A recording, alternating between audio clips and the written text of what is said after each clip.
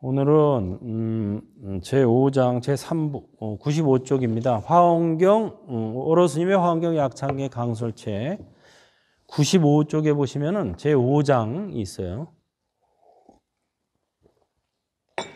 지난달에 거기서 야마천왕, 도솔천, 화락천왕, 타화천까지 했습니다. 이번 달에는 대범천왕, 광음천, 변정천왕, 광과천, 대자제왕 불가설 그 대목을 설명드리겠습니다. 우리가 천상 세계에 대해서 사람들이 이제 잘 모르죠. 사실 눈앞에 있는 세상도 잘 모르는데 눈에 보이지 않는 천상 세계에 대해서 어떻게 알겠어요. 그러나 불보살님께서는 다 알고 계세요. 그래서 이 천상 세계에 대해서 또는 지옥 세계에 대해서 불교만큼 자세하게 이렇게 설명해 놓은 데가 없습니다. 이게 화엄경 약창계에도 이 화엄경 안에도 이 천상 세계에 대해서 잘 설명해 놨어요. 우리가 이 세상은 한 생으로 끝나는 게 아니에요. 죽으면 그만이지. 죽으면 모든 게 끝이지라고 생각하는 분들이 있는데 그거는 뭘 몰라서 하는 소리입니다. 죽는다고 끝이 될까요? 여러분들한테 어제가 있었잖아요. 어제가 있었죠? 오늘이 있죠? 내일이 있을 것 같아요? 없을 것 같아요? 내일이 있을 것 같죠? 그죠? 그것과 마찬가지로 전생이 있었고 금생이 있고 내생이 있습니다. 이제 한국 불교는 이제 선종의 영향을 많이 받아서 선사들이 이제 가끔 그런 말을 잘해요. 지옥도 없고 천당도 없다. 지금이나 잘해라. 이것도 일리가 있는 말이에요. 그러나 그것은 한 부분만 따서 하는 말입니다. 쉽게 말해서 무아법에 통달하게 되면 지옥도 없고 천당도 없어요. 그렇지만 무아법에 통달하지 못한 범부 중생들에게는 지옥도 있고 천당도 있습니다. 그리고 천당도 하나만 있는 게 아니에요. 수없이 많은 천당이 있는데 그 중에서 어느 천당으로 가느냐 하는 건 자기가 금생에 살아있으면서 몸과 마음, 복닦기 도닦기를 어떻게 했느냐에 따라 결정되는 거예요. 그래서 실제로 어떤 거사님이 돌아가실 때 천상세계 욕계 육천, 천상세계도 욕계, 색계, 무색계라는 세 가지 종류의 천상세계가 있는데 그 중에서 우리가 죽어서 제일 많이 가는 천상세계가 욕계에 있는 천상세계입니다. 왜냐하면 아직 욕심이 덜 떨어졌기 때문에 천상을 가더라도 욕심이 덜 떨어진 천상세계가 있고 욕심이 완전히 떨어진 천상세계가 있어요. 그래서 일반적으로는 욕심이 덜 떨어진 천상세계를 먼저 갑니다. 왜? 아직도 더 즐기고 싶어. 행복을 누리고 싶어. 뭔가 기쁨을 얻고 싶어. 이런 마음가짐이 남아있으면 욕계 천상세계에 가는 거예요. 욕계 천상세계에 지난 시간에 이제 한 대가 욕계 천상세계예요. 야마천왕, 도솔천, 화락천왕, 타화천 다 욕계예요. 특히 야마천왕 같은 데는 야마천 같은 천상세계에는 지난번에 우리 배운 시리마, 인도의 아주 미녀였던 시리마 같은 사람이 여기에 태어났어요. 야마천왕의 왕비가 되었다 그래요. 시리마가. 매우 아름다웠는데 원래 우따라라는 여인을 질투해가지고 막 기름을 끼얹었죠. 그런데 우따라가 자해산매에 들어가지고 다치지도 않고 또 이 시리마를 용서했어요.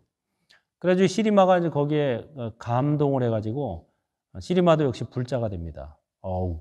부처님 제자가 되면은 뭔가 남다르구나 하는 걸 느낀 거예요. 그래가지고 자기도 이제 불자가 돼서 꾸준히 스님들을 모셔서 공양을 올려요. 그래가지고 스님들 사이에서도 이제 소문이 났죠. 한 비구 스님은 시리마 집에 가서 공양청을 받아서 갔는데 혼자 간 게 아니라 여러 명이 갔어요. 근데 거기 가서 시리마를 보고 반한 거예요. 어떻게 이쁘든지 시르마가 그때는 심지어는 뭐 병에 걸려서 일주일 후에 죽어요. 그러니까 죽기 일주일 전에 공약을 올렸는데 상당히 그 몸이 그러니까 파리하고 상태가 안 좋았죠. 상태가 안 좋을 때 봤는데도 너무 이뻐. 그래가지고 반해가지고 이 스님이 와서 공부가 안 돼. 이게 앉아있으면 화두가 떠올라야 되는데 시리마 얼굴이 떠오르는 거야. 야, 이래가지고 앉으나 서나 오나가나 시리마 생각 하고 공부가 될 턱이 있나. 그런데 일주일 만에 시리마가 죽었다는 비보가 들려오는 거예요. 이미 일주일 전부터 상태가 많이 안 좋아서 죽었다는 얘기가 들려와요. 근데 이 부처님께서 시리마의 시신을 바로 장사 지내지 말고 그냥 놔두도록 합니다. 지키고 묻지 말고 묻거나 태우지 말고 그냥 놔두라 그래요. 그래가지고 병사들이 지키고 있어요. 그래가지고 일주일 지나고 2주일 지나고 3주일이 지나니까 이제 그 비구한테 시리마를 가서 보고 오너라 이러는 거예요. 그 비구가 시리마한테 갔어요. 죽은 지 한 3주, 4주 지나니까 인도가 덥잖아요. 덥고 습하고. 몸뚱이가 어떻게 되겠어요? 썩어가지고 진물이 막 나고 완전히 흐물흐물 이 시신이 그걸 본 거예요. 그러면서 그 비구한테 묻죠. 부처님도 아주 그냥 어떻게 보면 좀 정말 직설적인 데가 있어. 자, 지금도 저 시리마가 그렇게 좋으냐? 지금도 저 시리마가 그렇게 네 마음에 드냐? 예. 진짜 팽팽하고 아름다웠을 때, 살아있을 때나 이쁘지. 죽고 나서 그 시신에 막 살이 흐물흐물해지고 구더기가 끓기 시작하고, 응? 진물이 흘러나오는데 이쁘겠어요? 그러면서 뭐라고 한마디 더 붙여요. 저 씨름하고 지금 함께 자라 그러면 자겠냐? 부둥켜 안고 자겠느냐? 그걸 보고 이제 이 비구가 무상함을 이제 뼈저리게 느끼죠. 아, 내가 좋아했던, 내가 반해서 그렇게 보고 싶어 했던 그 여인이 지금 저기 누워 있는데 보니까 완전 오물 덩어리구나. 그걸 느끼고 이제 무상함을 뼈저리게 느끼고 부처님한테 개송을 듣고 아라한과를 얻어요. 그러니까 부처님은 목적이 하나예요. 어떻게 해서든 과위를 얻게 해주는 거. 시신을 그냥 내비두라고 부탁을 해서라도 한 사람 반 사람이라도 수다원, 사다함, 아나함, 아라한과를 얻게 해주는 게 목표예요. 맞다고 그러네 저기서. 맞아. 그러니까 그게 중요한 거예요. 왜? 천상의 신으로 태어나는 것보다 또 우주의 지배자가 되는 것보다 제국의 황제가 되는 것보다 수다원가를 얻는 것이 훨씬 더 값지다. 그렇기 때문이에요. 예. 뭐 어떤 그 위대한 존재가 되고 뭐 이러더라도 결국은 늙고 병들고 죽음을 피할 수 없어요. 다 모든 것은 한때입니다. 이번에 며칠 전에 제가 뭐 쌍계사 내려가서 큰 스님 다비식, 장례식 가서 5일 동안 있으면서 이제 문상 오는 사람들 인사하고 다비식까지 참가하고 왔는데 큰 스님도 뭐 정말 쟁쟁했죠, 정말. 계정의 사막을 정말 다 갖추시고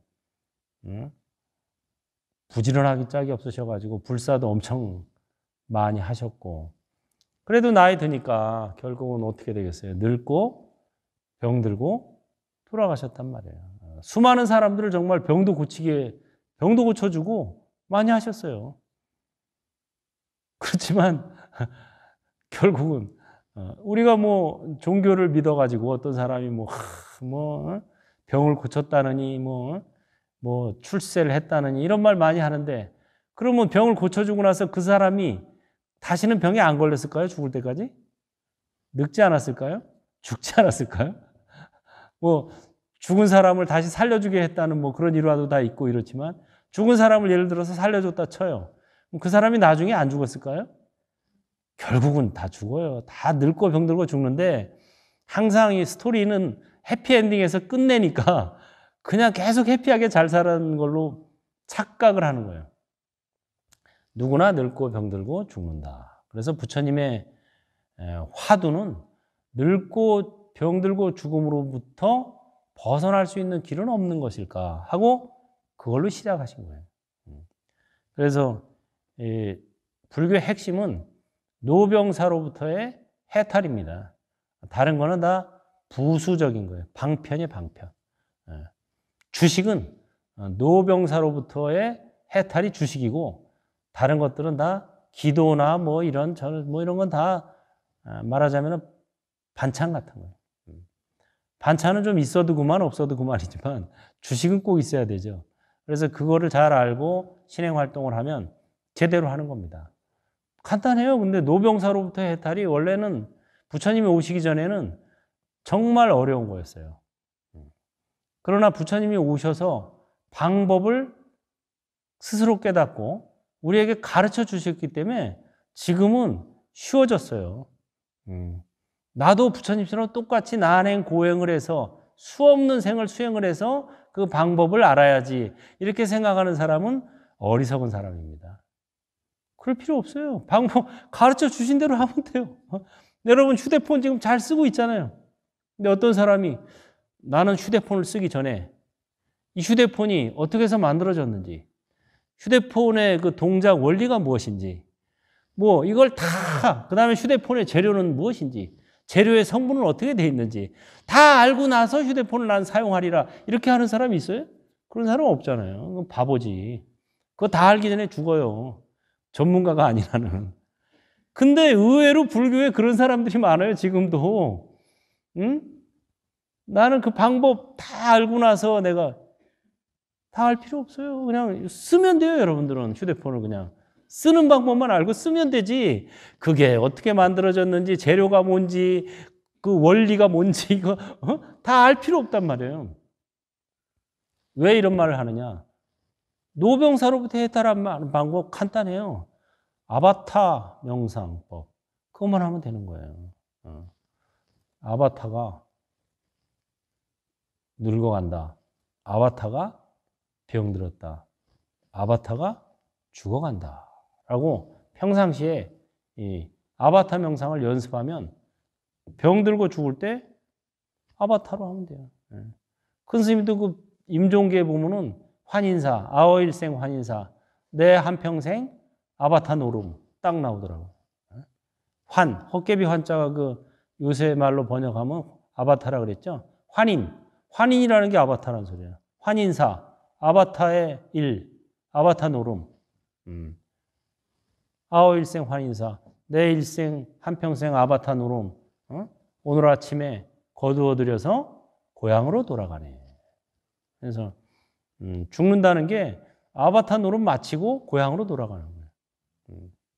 아니면 이제 뭐 아바타 좀 노름 더 하고 싶으면 또 새로운 아바타 받으면 되는 거예요.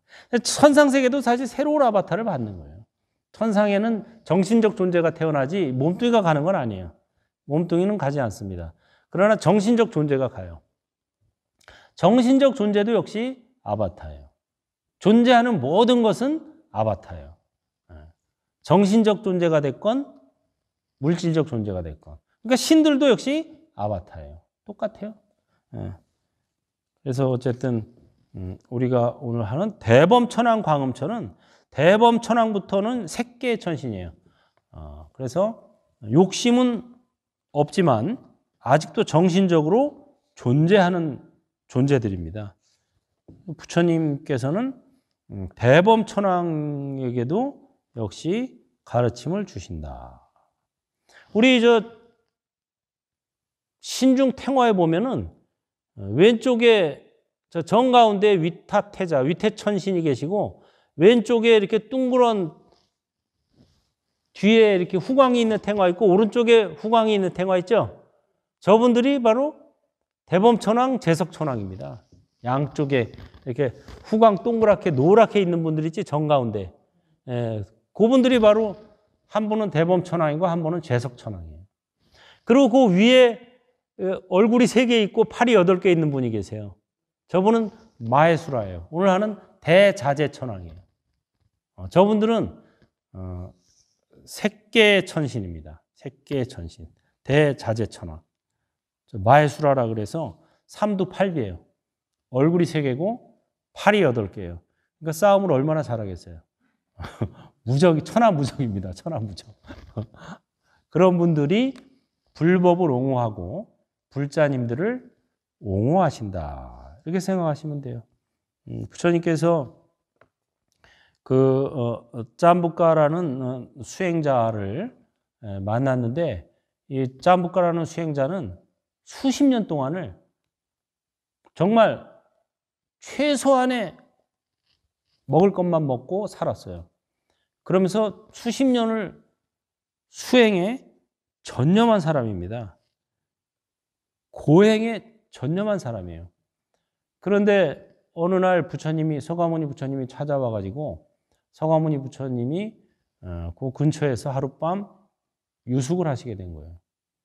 그런데 밤에 보니까 초경에 천상에서 신들이 쫙 내려와서 부처님께 인사를 드리고 부처님께 법문을 듣는 거예요. 또 중경에 보니까 또 다른 천신들이 쫙 내려와서 하늘에서 빛을 내뿜으면서 또 부처님께 인사드리고 법문을 듣는 거예요. 또 나중에 후경에, 말경에 또 천신들이 쫙 한때가 내려와서 부처님께 예배를 하고 법문을 듣고 가는 거예요. 깜짝 놀랐죠. 자기는 수십 년 동안 정말 어려운 난행 고행을 하고 있었어도 한 번도 천신들이 내려와서 예배한 적은 없어요. 자기한테. 사람들이 와서 예배한 적은 많지. 훌륭하십니다. 대단하십니다. 하고 많이 했지만 천신들이 그런 적은 없어요. 그런데 천신들이 그러니까 예배를 하니까 아침에 바로 부처님한테 가서 묻습니다. 어제 보니까 초경에 천신들이 막 내려와서 빛을, 광채를 뿜으면서 내려와서 예배를 하던데 그 사람들 누굽니까? 그들은 4대 천왕이다. 4대 천왕이 왜 왔습니까? 나를 시중하려고 왔다. 당신이 4대 천왕보다 윗사람입니까? 하고 노골적으로 물어봐요. 그러니까 자 볼까요? 나는 4대 천왕보다 더 위대한 대왕이다. 그러면 중경에 오신 분들은 누굽니까? 그건 재석천왕과 그 일행이다. 그럼 당신이 재석천왕보다 윗사람입니까? 자, 한번 볼까요? 물론 내가 재석천왕보다 윗사람이다. 재석천왕은 내가 원하는 모든 것을 들어주는 신도이고 내가 아프면 치료해주는 주치의다. 재석천왕이, 부처님이 이질, 설사병에 걸렸을 때 재석천왕이 몇 번 내려와서 간병을 했어요. 인간의 모습을 하고 변신을 하고 내려와서 간병을 한 기록이 경전에 여러 군데 나옵니다. 그러니까 주치의다. 그러면은 맨 마지막에 말경에 온 숲을 환하게 밝히면서 내려온 이들은 누굽니까? 그는 대범천왕이다. 당신은 대범천왕보다 위입니까? 그렇다. 자, 한번 볼까요? 나는 대범천 중에 대범천이다. 이런 말씀을 했어요. 그래서 부처님의 별명 중에 하나가 천중천이라는 말이 있어요. 천중천. 대범천왕 중에 대범천왕. 그 소리입니다. 예. 잠부가가 나는 여기서 55년 동안이나 음식도 먹지 않고 바람을 마시고 눕지도 않고 한쪽 다리로 서 있는 수행을 했습니다. 그러나 어떠한 천신도 나를 시중들러 오지 않았습니다. 그런데 당신은 도대체 어떤 분이기에 천신들의 왕인 대범천왕과 재석천왕이 시중을 듭니까? 하고 물었죠. 그러자 부처님께서 어리석은 자가 오랜 세월을 풀리 끝에 묻힌 음식만 아주 적게 먹고 아무리 힘든 고행을 할지라도 성인들이 깨달은 법에 16분의 1에도 미치지 못하리라. 이런 말씀을 하신 거예요. 그래서 고행을 아무리 열심히 해도 부처님의 개송을 만나지 못하면 말짱 헛수고다 이 소리입니다. 그래서 부처님의 개송을 만나서 우리가 몸과 마음의 일어나면 사라짐을 관찰해야 여기서 법을 만날 수가 있어요. 명상에는 두 가지 방법이 있다고 그랬죠. 하나는 지금부터 죽어라 하고 고행을 하고 수행을 해서 언젠가는 깨달음을 얻는 거예요. 근데 깨달음을 얻으면 그 깨달음의 내용이 뭔지 아세요? 몸과 마음은 아바타라는 걸 깨닫는 거예요. 그러면 지금부터 죽도록 고행을 해서 금생에는 어려울 것 같고 고행을 죽도록 해도 뭐 내내생이나 아마 수십 생 후에는 깨달음을 얻을 수 있어요. 고행을 죽으라고 하면 혼자서. 그러면 고행을 죽어라 하고 몇십 생을 해서 얻는 결론이 뭐냐면 아, 몸과 마음은 아바타구나 하고 깨닫는 거예요. 그게 더 낫겠어요. 지금부터 몸과 마음은 아바타라는 말을 굳게 믿고 부처님 개송처럼 그 말씀을 믿고 아, 몸도 아바타, 마음도 아바타, 나도 아바타, 너도 아바타. 이거를 실천해 나가는 게 더 좋겠어요. 개송을 못 만나면 이거를 믿을 수도 없고 알 수도 없어요. 근데 부처님이 개송을 만났으니까 이제 그걸 믿고 지금부터 실천해 가면 돼요. 그래서 뭐 아바타가 앉아 있다, 아바타가 누워 있다, 성질날 때 아바타가 성질난다. 이게 실천해 가는 거예요. 지금부터 실천해 나가면 바로바로 생활 속에서도 효험을 느낄 수가 있습니다. 그런데 그거를 그냥 지금부터 나도 부처님처럼 뭐 암흑의 큰 스님이 나한행 고행을 했다니까 나도 고행을 해가지고 언젠가는 깨달음을 얻겠지 하고 지금부터 죽어라 하고 고행해서 금생이 됐든 내생이 됐든 내생이 됐든 그때 가서 몸과 마음은 아바타구나 하고 깨달음을 그것도 계속 못 만나면 그것도 깨달을 수가 없어요. 혼자서 수행만 하는 것은 인을 충실히 하는 거예요. 입만 가지고는 이게 절대 깨달음이 올 수 없어요. 이거는 한송으로는 소리를 낼 수 없는 것과 똑같아요. 아무리 열심히 해도 연을 만나야 깨달음을 얻는 거예요. 연이 뭐냐? 부처님의 법이고 법의 핵심이 바로 개송입니다. 그래서 제가 내일부터는 그동안에 제가 줄탁동시에서 하루에 5분씩 개송을 전해드렸죠. 휴대폰으로 전송해 줬잖아요. 하루에 5분씩 개송. 이것은 뭐예요? 월어스님의 법공양 줄탁동시 해가지고 줄탁동시를 5분짜리로 만들어서 매일 휴대폰으로 전송해 드렸는데 그것도 계속 하고 내일부터는 명상 프로그램을 20분짜리를 만들어서 일주일에 한 번씩 명상 프로그램을 휴대폰으로 전송해 줍니다. 그래서 여러분들이 그걸 휴대폰을 보면서 그대로 따라만 하면 돼요. 하루에 20분씩 그대로 그냥 틀어놓고 따라 할 수 있게 일주일에 한 가지 명상법씩 제가 소개를 하고 실습을 해요. 뭐 오래 안 해도 돼요. 하루에 20분씩만 해도 돼요. 해가지고 일주일 동안 한 가지 하고 그 다음에 또 일주일 후에 또 다른 명상 이런 식으로 해서 전송을 해드리니까 나중에 후회하지 마시고 빨리 명상 거기에 신청을 하셔가지고 줄탁동시하고 개송명상 명상인데 제가 이름을 월어스님의 개송명상이라고 이름을 지었어요. 관찰자를 관찰하라. 개송이 없는 명상은 멍때리기예요. 그건 불교 명상이 아닙니다. 불교 명상은 항상 개송이 있어야 돼요. 주제가 있는 명상이에요. 부처님 당시에도 제자들이 부처님한테 개송을 듣고 그 개송을 가지고 나무 밑이나 동굴에 가서 명상을 했어요. 그래서 불교 명상은 개송 명상입니다. 한 가지 개송을 가지고 애꾸다나는 평생 한 가지 개송만 가지고 명상을 했어요. 그래도 목신들이 나타나서 찬탄을 하고 존경을 한 거예요. 그래서 이 개송을 일주일에 한 가지 가지고 일주일씩 주제, 개송의 뜻을 음미하는 게 명상인 거예요. 이 개송의 의미, 부처님께서 말씀하신 취지가 무엇일까? 이거를 음미하는 게 바로 불교의 개송 명상입니다. 그래서 그걸 잘 음미하시면서 공부하시기 바랍니다. 개송의 귀에 있죠.